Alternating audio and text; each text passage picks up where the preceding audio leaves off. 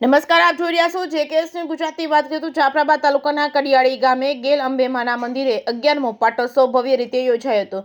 જાફરાબાદના કડિયાળી ગામે આવેલ ગેલ અંબે માતાજીના મંદિરે મકવાણા પરિવાર તેમજ કડિયાળી ગામ સમસ્ત 11મો પાટોત્સવ ભવ્ય આયોજન કરાયું હતું। 11મા પાટોત્સવમાં 151 કુંડી યજ્ઞનું પણ ભવ્ય આયોજન કરાયું હતું। કડિયાળી ગામ સહિત જાફરાબાદ, ઉના, રાજુલા, કોડીના, તાલાળા સહિત સમગ્ર ગુજરાતના ગામેથી ગામના લોકો એ મહાયજ્ઞનો દર્શનનો લાભ લીધો હતો। કડિયાળી ગામે આવેલ ગેલ અંબેમાના મંદિરે કડિયાળી ગામે સમસ્ત મકવાણા પરિવાર દ્વારા યજ્ઞ દર વર્ષે આનું આયોજન કરવામાં આવે છે। કડિયાળીએ ગામ સમસ્ત 2 દિવસ સુધી ગામ ધુવાડા બંધનું આયોજન થાય છે અને ગામના તમામ લોકો તેમજ તમામ મંડળો અહીં છેલ્લા 15 દિવસથી સેવાકીય કાર્ય કરે છે। કડિયાળી ગામે 11મા પાટોત્સવમાં ધારાસભ્ય હીરાભાઈ સોલંકી, યજ્ઞશાળા તેમજ રસોડા વિભાગની મુલાકાત લઈ ધન્યતા અનુભવી હતી।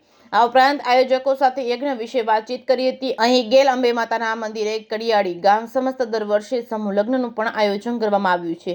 વિશાળ જનમેદની સાથે આ 11મો પાટોત્સવનું ભવ્ય રીતે આયોજન કરાયું છે। જેકેએસની ગુજરાતી સાથે કાઉશા કનોજા, જાફરાબાદ।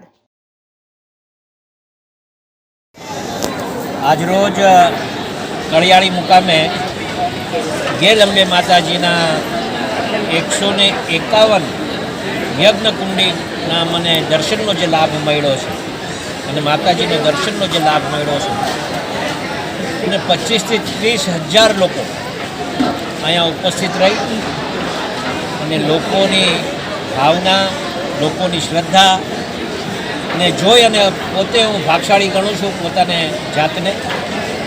અને દર વર્ષની જેમ આ વખતે પણ આ ગામના સેવાભાવી લોકોએ જે સેવા આપી રહ્યા છે 2-3 દિવસથી સતત હું જોઈ રહ્યો છું કે રસોડાની વ્યવસ્થા, આ લોકોને રહેવા કારવવાની વ્યવસ્થા અને બહાર ગામથી જે લોકો આવ્યા હોય મહેમાનોની વ્યવસ્થા કરી અને 25થી 30 હજાર લોકોની વ્યવસ્થા અહીંયા ઊભી કરીને આજે આ ગામ જે ધન્ય બન્યું છે ત્યારે હું આજે માતાજીના દર્શનનો લાભ મને મળ્યો છે ત્યારે પોતાની જાતને પણ ધન્ય અનુભવું છું।